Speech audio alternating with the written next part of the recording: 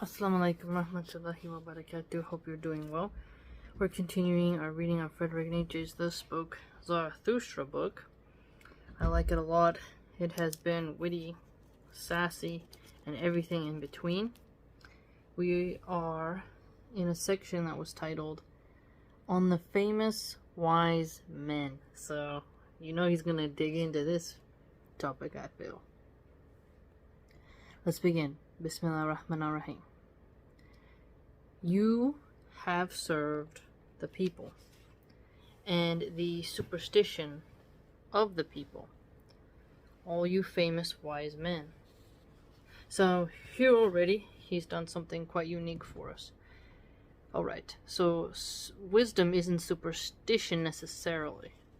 You can be suspicious, but then when you get into superstitions like don't walk under a ladder. If you break a mirror, you'll have like 7 years bad luck. If a black cat crosses your path, you'll be cursed. It's like stupid. It's absolutely retarded. So one can be suspicious without having superstitions that go into really bizarre realms. So if you're really wise, you're able to see through the buffoonery of superstition and not truth. So a wise person, from what we get here, is supposed to actually be able to recognize truth more easily. Okay? You're not just supposed to blindly believe every type of superstition. Now, as a Muslim, we know there's an unseen. We know there's a mysterious to this realm, a mysteriousness. But one should be very wary of the occultists and of snake oil salesmen. And that is precisely why you were accorded respect. So wise men are accorded respect because they recognize truth and are able to identify it more. But if they are just pushing superstitions, well, now they've lost that respect. And that is also why your lack of faith was tolerated. It was a joke and a circuitous route to the people. Thus the master let his slaves have their way, and is even amused by their pranks. But the free spirit, the enemy of fetters. Okay, so the free spirit is the enemy of fetters, those who are bonded. The non-adorer who dwells in the woods is a hateful to the people as a wolf to dogs. To hound him out of his lair, that is what the people ever called a sense of decency. And against him, the people still set their fiercest dogs. Truth is there, after all, the people are there. Let those who seek beware.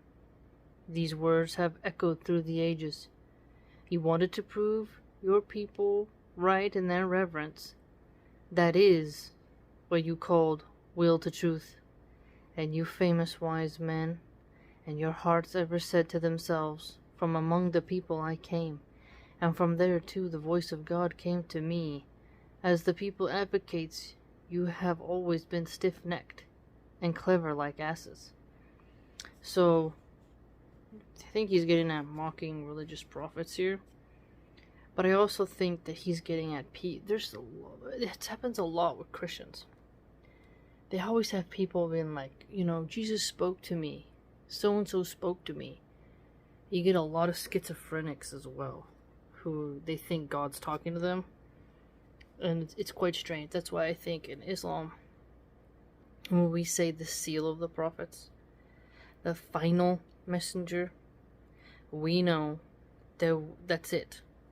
No one is going to be a prophet after Prophet Muhammad, peace be upon him, so that case is sealed. But I believe it's the Jews who still are waiting on theirs, because they deny Jesus and they deny Prophet Muhammad, peace be upon him. So that could be a window yet again. Like people like David Icke, he has some interesting points, but I remember when his old interview, he declared himself to be some type of prophet, and there's modern day people who are social media influencers, and they'll say like, I'm not a prophet, but this and that, and you're like, Why are you even saying it like that? So some people, they do play around with like very low IQ people, that they're some type of prophet. And then you have the Hindus who have their humanoid gurus and whatnot. You have some people who are like pot smoking hippies who, you know, fetishize monks in a weird way. So Nietzsche isn't far off with how he's mocking how people say they heard the voice of God, but they're rather stiff-necked. So they don't really glance beneath them.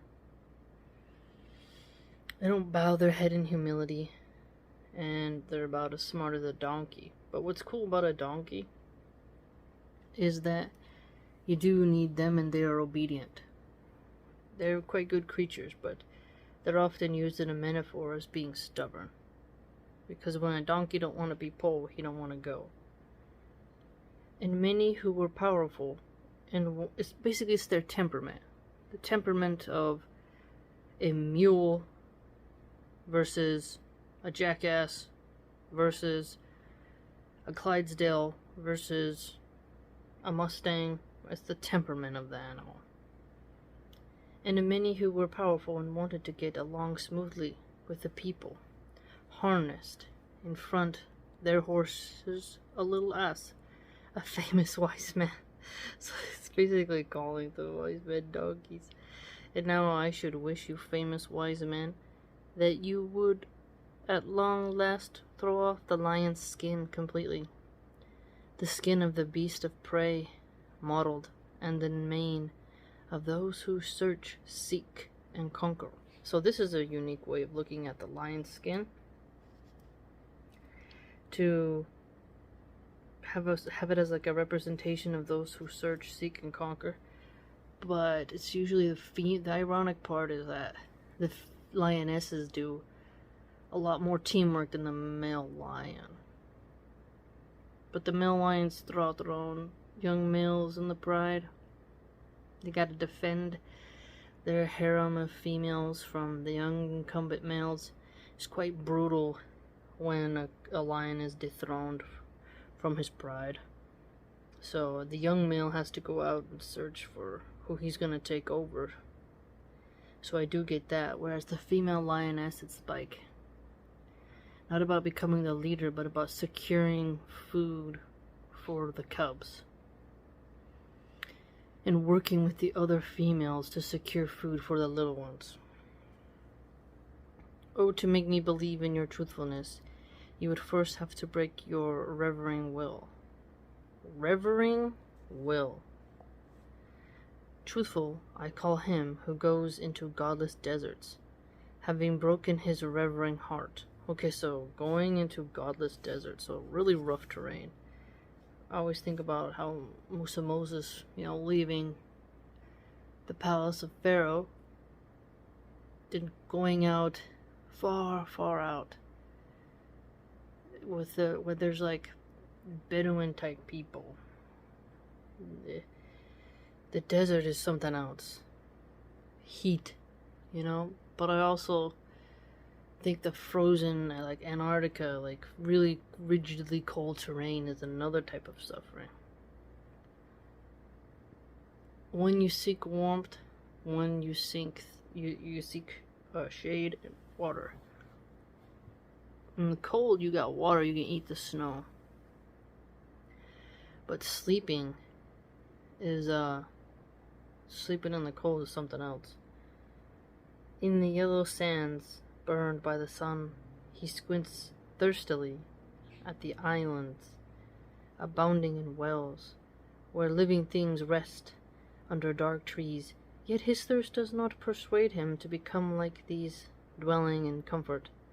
For where there are oases, there are also idols. That's a very interesting thing. Look at that. Where there are oases, there are also idols. So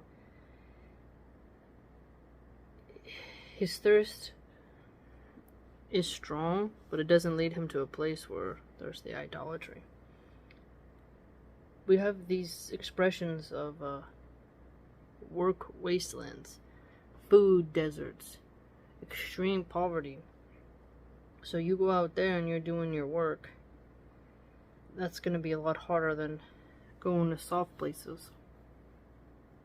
And when you go to some of the soft places where there's booming business and many oases, there's a lot of idolatry.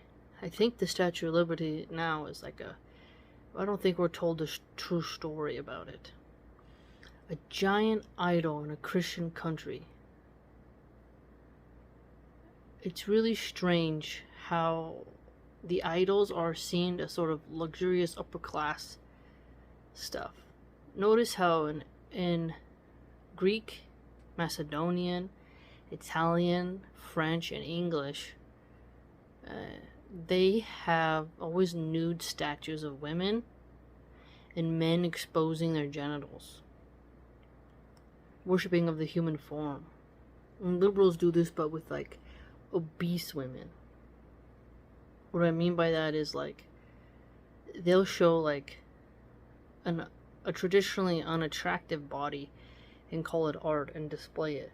So it's like the body showing nudity is seen as like you've made it into luxury. Because I look at a lot of architecture and like I like to look at like home designs just for fun, and you'll always see like a bust of a human or a headless nude statue that has like a small breasted woman, or a naked male statue of like Pericles with Medusa's head, Dionysus who's like his toga is all like you can see his abs, he's got like those olive leaf crown, and he's holding a cup of wine. And you just see that in marketing there's always a statue when they're trying to depict luxury and comfort. It's strange. It's like they get drunk and they want to stare at some pornographic statue and calling it art. It's strange because the statue is like a permanent form of beauty, whereas human bodies fade. So you can't stare at it, you know? You marry someone when their body's in their prime, it slowly is gonna fade every day, regardless of how many stupid Botoxes you do. Like you'll see like 50-year-old women, their body looks strange. They got all this giant plastic boobs and balloon butts and fish lips, but they look like they shouldn't look like that, because it's like their body looks like a wrinkly turkey that you stuff full of air. It's strange. It doesn't match. So even when a human tries to create an idol out of their body, they're gonna lose it. Whereas a ceramic idol remains that way.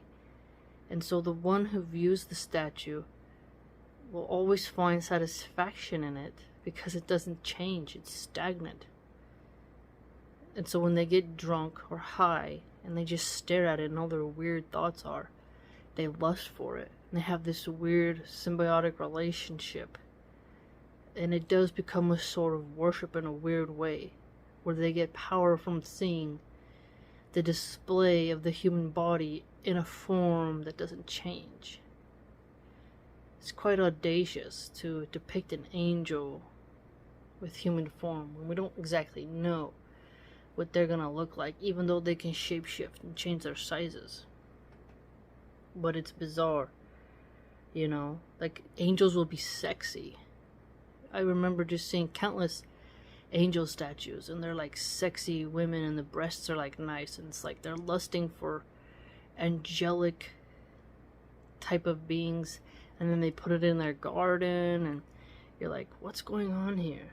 So he has an interesting point here about when you go to dwell in comfort, there's going to be both literal idols and symbolic idols that show you where you are. You know? In the rugged elements, the idols, they are covered in moss and become withered down, disfigured, bombed, and destroyed. They just aren't tended to. They're not polished. they're not preserved, so they don't last, because it is a godless desert, as he's putting it. So notice this godless desert where things have a difficult time surviving under the erosion that comes naturally from the weather, versus a place of like that's an oasis where there's a bunch of idols, where those idols are going to be maintained and tended to and cleaned. You know, even in graveyards, there's supposed to be a groundskeeper that goes around and tends to the gravestones, and some gravestones have angel statues.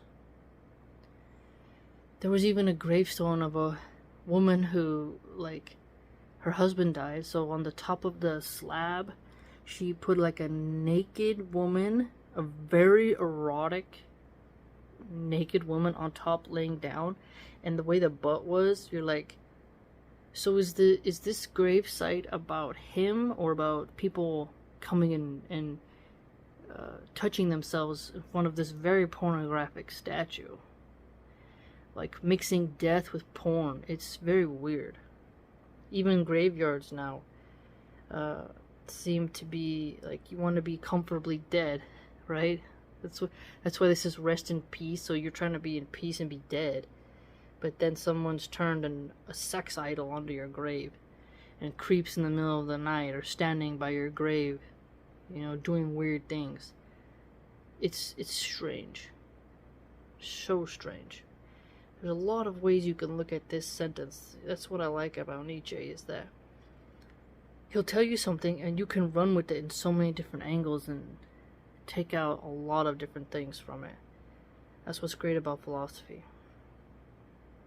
Because remember, he mentioned here the wolf, right? That the wolf was drawn out. So if you're not familiar, you got a pack of hunting dogs, of very fierce hunting dogs. They can rip apart a wolf if the wolf is separated from his pack. And then depending on how big the pack is and how big your hunting hounds are and how fierce they are. So the lone wolf can get mauled to death by the pack of hunting dogs, right? Whereas you got one dog versus one wolf, who's gonna win? The fiercest one. And wolves keep themselves in check, but they're also shadowy and lurky. A good hunting dog, he won't be as afraid of a bear or something like a raccoon or a mountain lion. They're more bold and they work on their bark. Wolves work on their howls.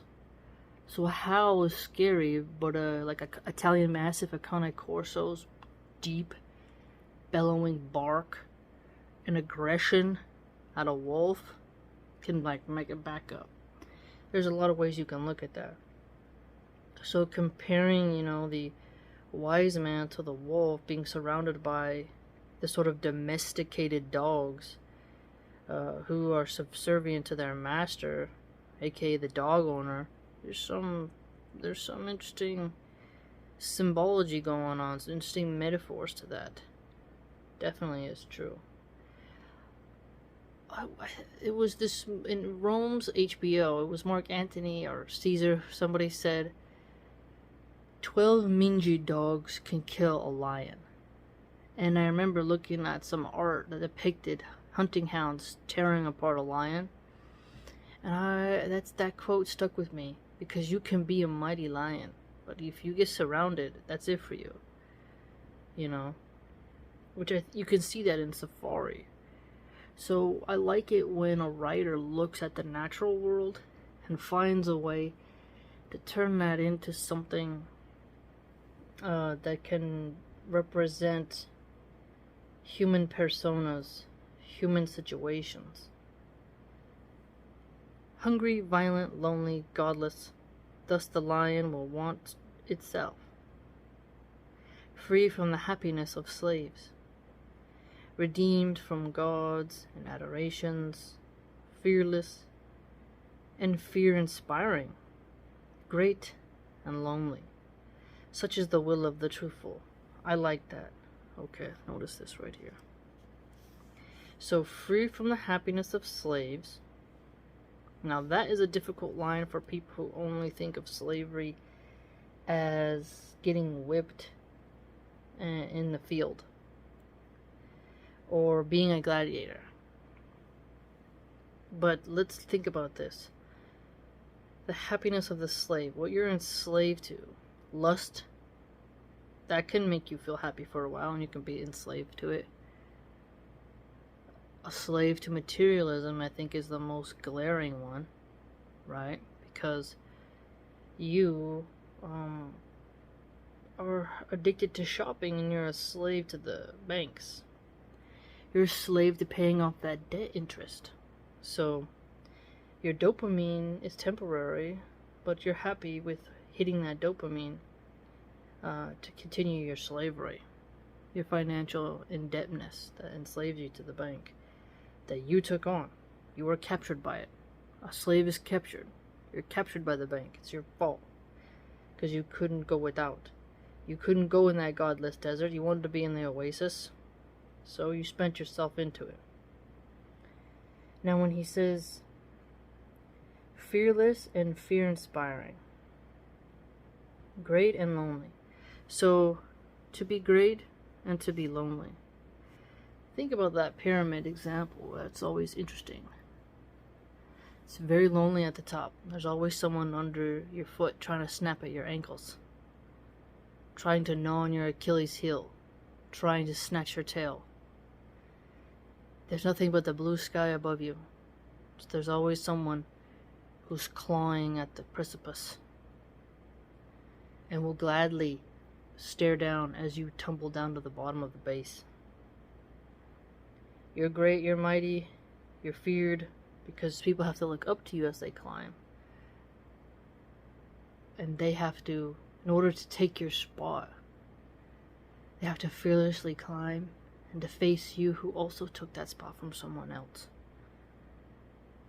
And once they have done the great deed of dethroning you, now they're alone. And they have to be weary of each person who climbs up there because there's only so much space. Such is the will of the truthful. It was ever in the desert that the truthful have dwelt, the free spirits, as masters of the desert. Now, let's look at the history of the East. The heart of Judaism, Islam, and Christianity. The desert has a special relationship with the prophets. That's something to think about. Why were they there? Why there? Why? Why not the jungles or the snow? Why the desert? Really makes you wonder. Cities dwell the well-fed, famous wise men, the beasts of burden. For as asses they always pull the people's cart. Not that I am angry with them for that, but for me they remain such as servant work in a harness, even when they shine in harnesses of gold. Even when they shine in harnesses of gold. Beasts of burden. And often they have been good servants, worthy of praise, for thus speaks virtue. If you must be a servant, seek him who profits most from your service. If you must be a servant, seek him who profits most from your service. Now that's smart.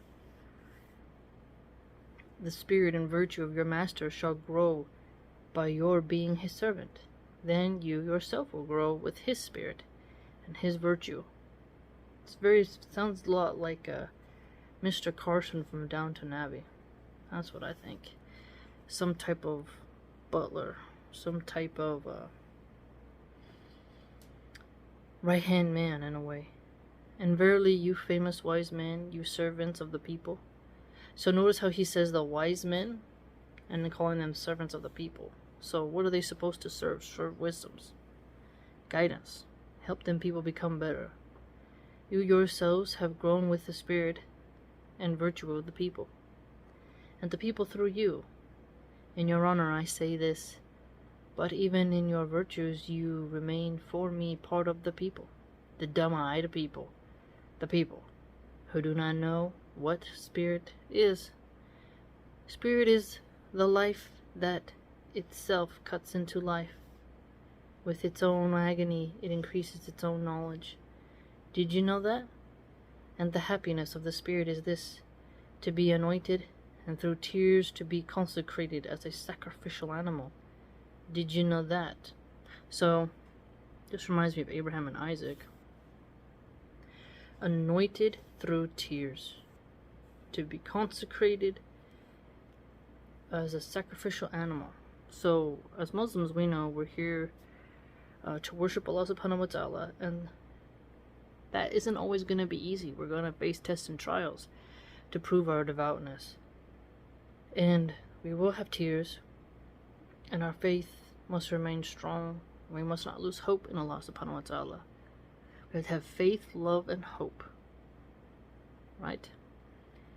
And we don't have the sacrificial animal language like the Christians do with Jesus, but we are slaves of Allah subhanahu wa ta'ala, and our jihad is both outer and inner, and paradise is worth all. So we have to be steadfast and patient. So tears will play a role, sort of a watering of the roots. In the blindness of the blind, and their seeking and groping shall yet bear witness to the power of the sun, into which they have looked. Did you know that? And the lover of knowledge shall learn to build with mountains. And the lover of knowledge shall learn to build with mountains. It means little that the spirit moves mountains. Did you know that? You know only the spark of the spirit, but you do not see the anvil it is, nor the cruelty of its hammer. Verily you do not know the pride of the spirit, but even less would you endure the modesty of the spirit, if ever it would speak. And you have never yet been able to cast your spirit into a pit of snow. You are not hot enough for that. So this here, I think what he's getting at here is it's so hot and on fire, like you're so blazing that you'll melt the snow. You bring the heat and you melt the snow. You do not be overcome with the cold. You will not be frozen. Rather, you will burn. You will change the environment. The environment won't change you. Hence, you also do not know the ecstasies of its coldness. Now you slipped it. In all things, however, you act too familiarly with the spirit. You have often made wisdom into a poorhouse and a hospital for bad poets. A hospital for bad poets. Someone should create a YouTube channel called A Hospital for Bad Poets. That's funny. You are no eagles, hence you have never experienced the happiness that is in the terror of the spirit. Now here, let's examine that. The eagle soars, swoops, and dives and snatches his fish salmon right out of the water, right? And that fish is like, whoa, I'm flying in the sky, I'm out of the water, I'm afraid. And that eagle is eating that fish sometimes mid-air, and it has to fly fast before another one comes and steals what it got, what it has. So the thrill of being the terror from above, and the thrill of being one of those who cause terror from above, who will come and swoop underneath the other one. When you see two bald eagles, they got their talons intertwined, and they're fighting in the sky. The exhilarating feeling of being a top predator and then having to still fight. And he who is not a bird should not build his nest over abysses. Because you can't fly if you fall. Get it? You are lukewarm to me, but all profound knowledge flows cold. Ice cold are the inmost wells of the spirit, refreshing for hot hands and men of action. You stand there honorable and stiff, and with straight backs. You famous wise men, no strong wind and will drives you. Have you never seen a sail go over the sea, rounded and taut, and trembling with the violence of the wind? Like the sail, trembling with the violence of the spirit, my wisdom goes over the sea, my wild wisdom. But you servants of the people, you famous wise men, how could you go with me? Thus spoke Zarathustra. He's basically calling them the house cats. So they're on the fishing boat, he's on the ship. He's able to withstand the storms, whereas they would capsize. They're the chicken, he's the eagle. He can bear the cruelty of the hammer of the spirit, knows it's an anvil, knows how to spark it. Whereas the others, they are more of the type to have a golden harness. This was very cool. I knew, and I had a feeling it was going to be very deep. MashaAllah. Hope you enjoyed. It's a good book. Very good book. If you would like to join my blog and support the channel, it's www.subscribestar.com/Milahan Archive. Hope to see you there.